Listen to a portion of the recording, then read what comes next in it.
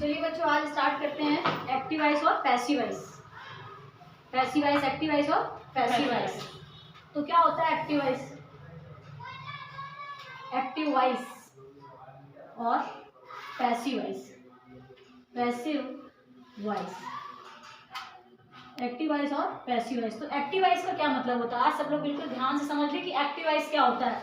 सबसे पहले दिमाग इधर एकदम खोल के होना चाहिए। एक्टिव वॉइस, एक्टिव वॉइस का मतलब होता है कर्तवाच्य या कर्तावाच्य भी बोल सकते हैं। क्या बोल सकते हैं? कर्तवाच्य। और पैसिव वॉइस का क्या मतलब होता है? पैसिव वॉइस का क्या मतलब होता है? कर्मवाच्य। क्या होता है? कर्मवाच्य। बात समझ में आ गई?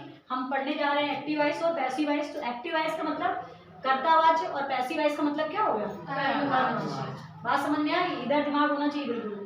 एक्टिव वॉइस कर्तावाच्य और पैसिव वॉइस कर्मवाच्य। मतलब क्या है इसका? कर्तवाच्य कर्मवाच्य मतलब ऐसे वाक्य जिनमें कर्ता की प्रधानता हो। ऐसे वाक्य जिनमें कर्ता की प्रधानता हो उसे क्या बोलते हैं? कर्तवाच्य या कर्तावाच्य। जिनमें कर्म की प्रधानता हो, ऐसे वाक्य जिनमें कर्म की प्रधानता हो उसे हम क्या कहते हैं? कर्मवाच्य। इतनी बात समझ में आ गई? ठीक है, कर्तावाच्य और कर्मवाच्य। अब ऐसे सेंटेंस जैसे एक एग्जांपल देख लेते हैं। हम एग्जांपल की बात करें, जैसे हमने कहा ही राइट्स अ लेटर। क्या कहा हमने? He writes a letter. तो यहाँ ही सब्जेक्ट है, वर्ब ये ऑब्जेक्ट। हमने बताया था कि वर्ब में क्या किसको लगाने पर जब आंसर आ जाए वही हमारा ऑब्जेक्ट होता है।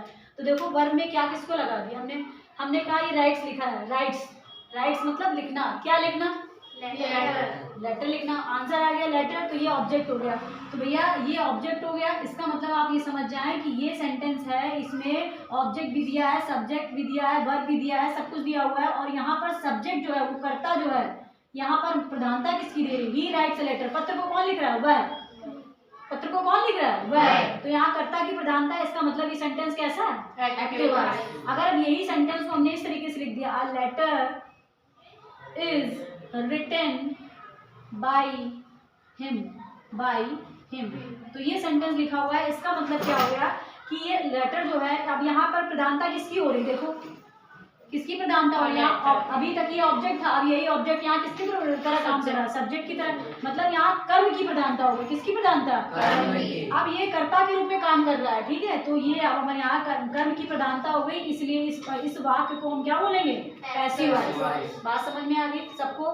ये एक्टिव वॉइस बिल्कुल दिमाग खोल के इसके बाद नहीं पढ़ाना है। ठीक है, ये आपका एक्टिव वॉइस में सेंटेंस लिखा। और ये सेंटेंस कैसे लिखा है? Passive voice. कैसे लिखा? Passive voice. क्योंकि ऑब्जेक्ट यहाँ पर मेन रोल जो है, मेन जो खिलाड़ी है उसको किसको कहा जा रहा है? कर्म को। तो कर्म यहाँ पर लेटर जो है, पत्र जो है, लिखा जा रहा है किसके द्वारा? उसके द्वारा। सबसे ज्यादा हम किसी को महत्व दे रहे हैं, किसको? लेटर को। लेटर यहाँ पर सबसे मुख्य है। लेटर यहाँ पर क्या है? सबसे मुख्य है। अब मुख्य, इसको मुख्य धारा में जोड़ा जा रहा है। इसका मतलब क्या है? कर्म की प्रधानता यहाँ दिखा रहा है। इसका मतलब ये कैसा वाक्य हो गया? Passive voice. अब हम समझते हैं रूल। क्या समझते हैं?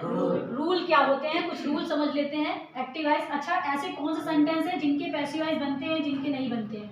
ठीक है, ऐसे कौन से सेंटेंस है जिनके पैसिव वॉइस बनते हैं और जिनके नहीं? तो आपको एक शब्द याद रखना है, जिनमें बी की ओरिजिनल फॉर्म लगी हो। किसकी? बी की ओरिजिनल फॉर्म लगी हो।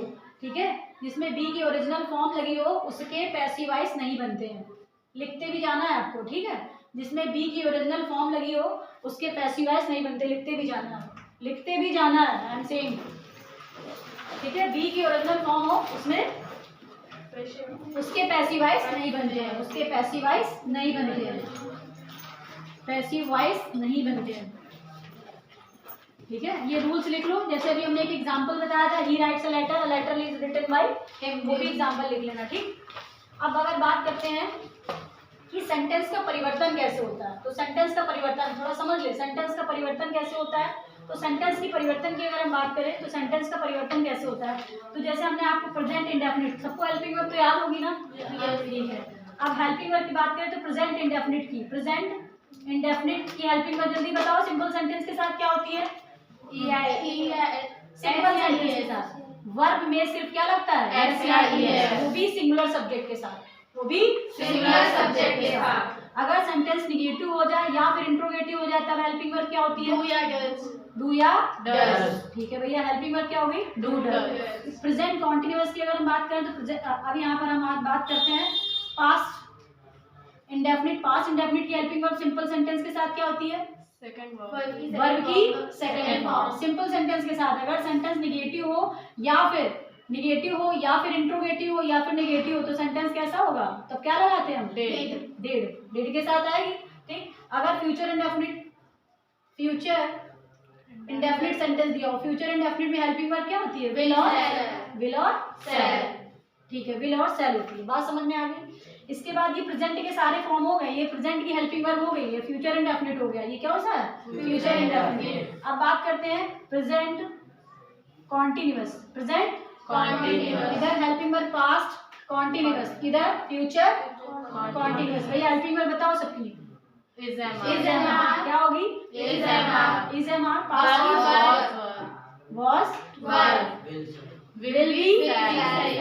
will be shall be। ठीक है, will be और shall be। अब आ जाते हैं प्रेजेंट परफेक्ट में। किसमें? हेल्पिंग वर्ब क्या होती है?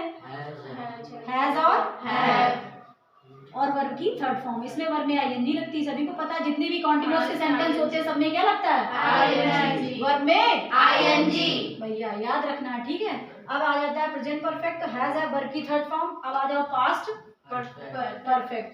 पास्ट परफेक्ट की हेल्पिंग वर्ब की थर्ड प्लस वर्ब की थर्ड फॉर्म। अब आ जाओ फ्यूचर परफेक्ट की हेल्पिंग वर्ब विल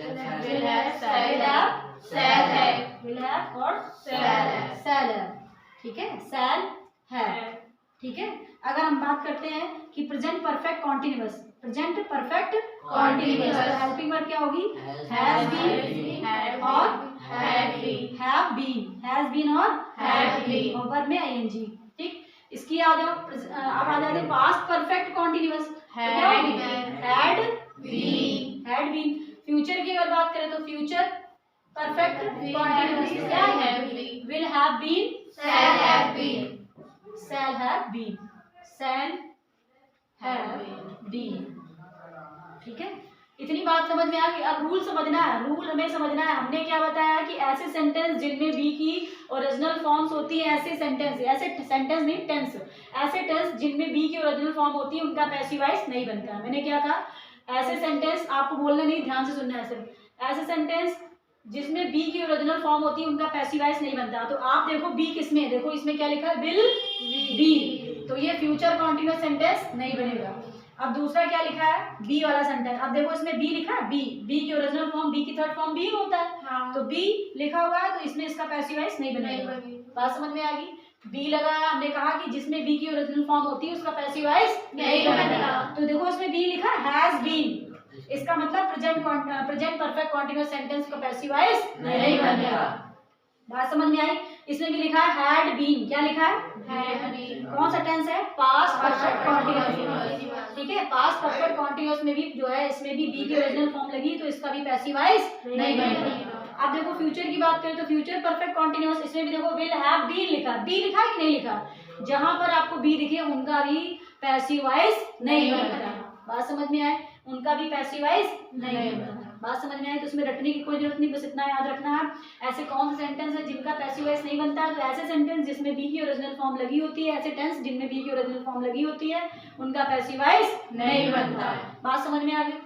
बात समझ में आ गई? आप देखो रूल्स चेंज करने का, कैसे रूल चेंज करते हैं ध्यान से समझना। प्रेजेंट इंडेफिनिट के जो भी सेंटेंस होंगे उनकी सारी की सारी हेल्पिंग वर्ब किसमें चली जाएगी? प्रेजेंट कॉन्टिन्यूअस की सिर्फ हेल्पिंग वर्ब चेंज होगी। अगर आपको हेल्पिंग वर्ब दिया होगा वर्ब में एस आई एस या फिर टू डज दिया होगा तो उसकी हेल्पिंग वर्ब किसमें चली जाएगी? Is am are. क्या बोलेंगे? Is am are. प्रेजेंट नहीं बोलना है, सिर्फ इज एम आर। ठीक है, अगर हेल्पिंग वर्ब आपको वर्ब की सेकंड फॉर्म या वर्ब की सेकंड फॉर्म दी होगी या डिड दिया होगा तो उसको आप किसमें चेंज करोगे? Was verb. किसमें चेंज करोगे? वाज वर्ब में। ठीक है, अगर आपको फ्यूचर इंडेफिनिट सेंटेंस में विल और शैल दिया हुआ है तो इसका मतलब आप जो है इसकी हेल्पिंग वर्ब किसमें चेंज करोगे? विल बी और शैल बी। इसका मतलब आपको इतना याद रखना है कि मतलब क्या है कि आपको जैसे ही इंडेफिनिट का कोई सेंटेंस दिख जाए आप एक कदम आगे की हेल्पिंग वर्ब क्या लगाओगे? Is am are. ठीक है, इज एम आर नहीं, जितने भी कॉन्टिन्यूअस के होंगे वो प्रेजेंट वाले सब किसमें चेंज हो जाएंगे? कॉन्टिन्यूअस। मतलब कॉन्टिन्यूअस की सिर्फ हेल्पिंग वर्ब। तो आप रूल एक बना सकते हो। आप क्या रूल बना सकते हो? एक रूल आपका ये बन गया कि जितने भी इंडेफिनिट के सेंटेंस होते हैं वो सब कॉन्टिन्यूअस की हेल्पिंग वर्ब देते हैं। ठीक है। मान लो कि हम आपको एक सेंटेंस दिए दे रहे हैं, ये सेंटेंस के और दूसरा रूल देख लो। पहला तो ये समझ में आ गया, दूसरा रूल समझना, अगर प्रेजेंट कॉन्टिन्यूअस में कोई सेंटेंस दिया हो, प्रेजेंट कॉन्टिन्यूअस में कोई सेंटेंस दिया हो तो उसकी हेल्पिंग वर्ब वही रहती है, तो उसकी हेल्पिंग वर्ब वही रहती है, उसकी हेल्पिंग वर्ब क्या होती है, वही रहती है, सिर्फ क्या लग जाता है, बीइंग। क्या लग जाता है, बीइंग। बात समझना, हमने कहा अगर प्रेजेंट कॉन्टिन्यूअस या पास्ट कॉन्टिन्यूअस का कोई सेंटेंस दिया है, ठीक है, फ्यूचर का तो दिया ही नहीं होगा, अभी हमने बताया बी के ओरिजिनल फॉर्म का सेंटेंस पैसिव वॉइस नहीं बनता है, तो इसमें तो दिया ही नहीं होगा आपको, मतलब कहने का मतलब फ्यूचर में तो दिया ही नहीं होगा ना फ्यूचर कॉन्टिन्यूअस का, तो आपको आराम हो गया, ये आपको बनाना ही नहीं है। बनाना क्या है, प्रेजेंट कॉन्टिन्यूअस और पास्ट कॉन्टिन्यूअस। तो इसमें क्या करना है, हेल्पिंग वर्ब चेंज नहीं होगी, सेम हेल्पिंग वर्ब लगी रहेगी। सेंटेंस आपको दिखा, सेम हेल्पिंग वर्ब, लगाना क्या है, बीइंग। क्या लगाना है, बीइंग। अब हमने दो चीज समझी कि इंडेफिनिट में सेंटेंस दिया है तो कॉन्टिन्यूअस में हेल्पिंग वर्ब भी चेंज कर देंगे, अगर कॉन्टिन्यूअस की हेल्पिंग वर्ब दी है तो कॉन्टिन्यूअस में वही हेल्पिंग वर्ब रहेगी, सिर्फ और सिर्फ क्या लगेगा, बीइंग। क्या लगेगा, बीइंग। अब हम एक एग्जांपल ले लेते हैं, जैसे मैंने एक एग्जांपल लिया, हमने कहा सिंपल सा सेंटेंस, हमने कहा ही रोट अ लेटर, मैंने एक सेंटेंस लिखा ही रोट अ लेटर, तो मैंने ये सेंटेंस लिखा है, इसका पैसिव वॉइस बनाना है आपको, ठीक है। तो हमने क्या, हमें आपको पता है कि ये सब्जेक्ट है, ये वर्ब है और ये ऑब्जेक्ट है, और हम क्या करते हैं 1 2 का 4 4 2 का 1, ठीक है। तो 1 2 का 4 करते हैं, पहले इधर कर लेते हैं, अ लेटर, ऑब्जेक्ट आ गया, ऑब्जेक्ट आ गया अ लेटर, फिर उसके बाद ये रोट लिखा, बताओ ये कौन सी फॉर्म, वर्ब की सेकंड फॉर्म, हेल्पिंग वर्ब किसमें जाएगी, तो अ लेटर वाज, और हमने कहा 1 2 का 4 मतलब लेटर आ गया, अ लेटर, लेटर के बाद क्या हो जाएगा, अ लेटर वाज, वर्ब की थर्ड फॉर्म क्या होगी, रिटन। पैसिव वॉइस में याद रखना हमेशा वर्ब की, जब हम एक्टिव वॉइस से पैसिव वॉइस बना रहे हैं तो हमेशा क्या लगाते हैं, वर्ब की थर्ड फॉर्म। बात समझ में आ गई। अ लेटर वाज रिटन किसके द्वारा, बाय हिम। भैया क्या करना, क्या है, सिर्फ इतना करना है, हमने क्या किया, इधर घसीट को इसको ले आया, सब्जेक्ट को घसीट के उधर कर दिया, वर्ब की थर्ड फॉर्म देखो 1 2 का 4 4 2 का 1 और 4 2 का 1 कर दिया, उधर पहुंचा दिया, और my name is Lakhan, Lakhan में कितने अक्षर, 3, और वर्ब की थर्ड फॉर्म, वर्ब में भी 3, इसका मतलब वर्ब की थर्ड फॉर्म। बात समझ में आएगी, 1 2 का 4 4 2 का 1, और my name is Lakhan, Lakhan का मतलब वर्ब की थर्ड फॉर्म, याद रखोगे। और हेल्पिंग वर्ब आपने याद रखी कि वर्ब की सेकंड फॉर्म है, इसका मतलब आपकी हेल्पिंग वर्ब किसमें चेंज होगी, वाज वर्ब। बात समझ में आई, वर्ब की second form was verb. Clear हुआ, इसमें कोई दिक्कत। अभी एक सेंटेंस आपको दिया, मैंने दूसरा सेंटेंस आपको लिख दिया, मैंने ये तो दूसरा सेंटेंस इधर लिखा हुआ है, बी के ओरिजिनल फॉर्म का पैसिव वॉइस नहीं बनता, समझ में आ गया होगा, ठीक है। दूसरा सेंटेंस हमने आपको कॉन्टिन्यूअस का दे दिया, हमने लिख दिया ही इज, सिंपल सा सेंटेंस है, he is writing a letter, ये सेंटेंस लिखा हुआ है, ध्यान समझना। हमने कहा ये सब्जेक्ट है, सब्जेक्ट को उधर ले जाते हैं, ऑब्जेक्ट को सब्जेक्ट बनाते हैं, अ लेटर, अ लेटर।